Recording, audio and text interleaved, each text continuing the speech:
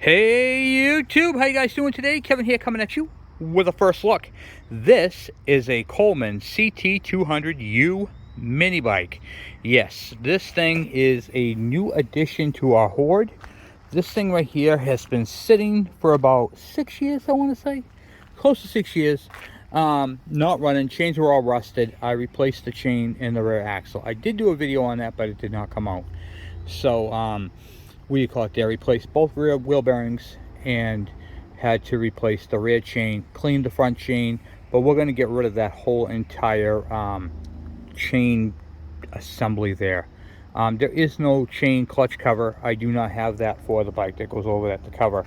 But other than that, yeah, not worry about it. When we get the new one, it's going to come with that. So what are we going to do with this thing?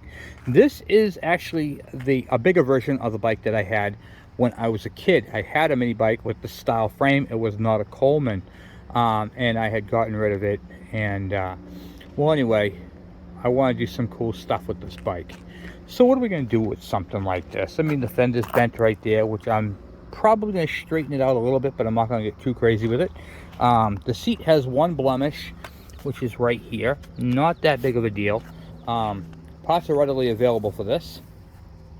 So through Go Power Sports, you can go over there and check them out. I'm not affiliated with them, but they do have a cool website, and you can see stuff like this on Redbeard's Garage. He's a YouTuber that I follow as well, and he's got one just like this and did all kinds of crazy stuff. So we're going to be doing some of that crazy stuff here.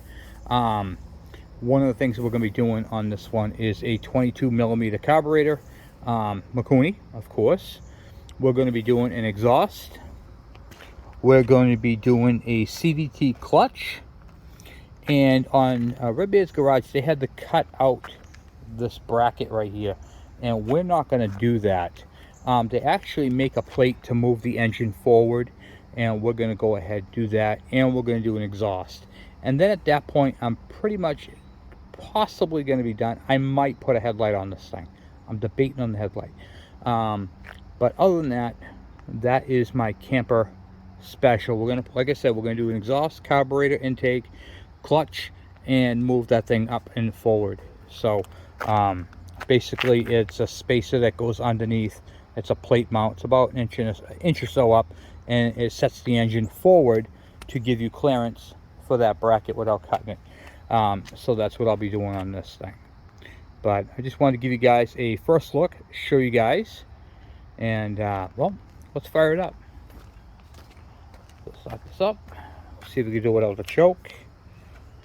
This is not a cold start. I just want to be honest with you guys. I have already ridden this bike.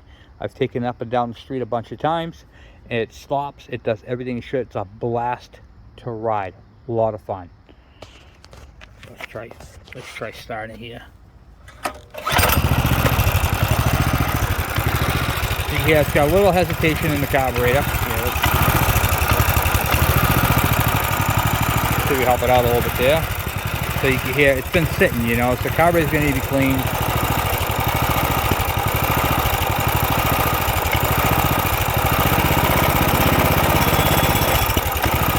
So it does ride nice.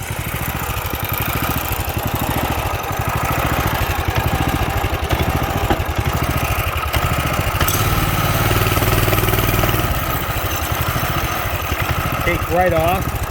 No issues with that. The only issue I really have is the carburetor idling. I did just shut it off, so.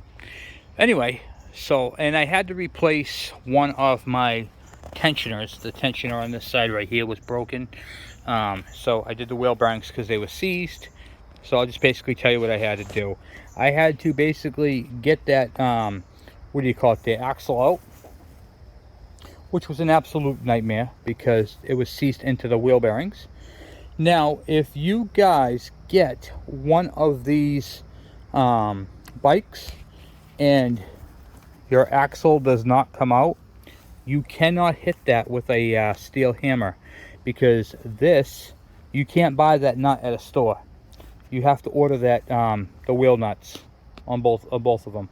That is a special shaft. You can't just go to a hardware store or Fastenal and get that nut. They do not carry it. I know, I tried.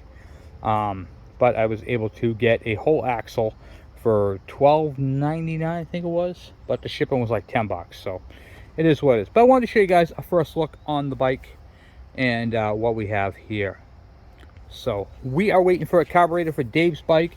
Once that carburetor comes in, we are going to go ahead and do that. I do have some video on that I have to post, and then we're on Robert's bike. And in between Robert's bike and downtime, we're going to be working on the KE100 rebuild. So things are going to be starting picking back up with videos, guys, this week.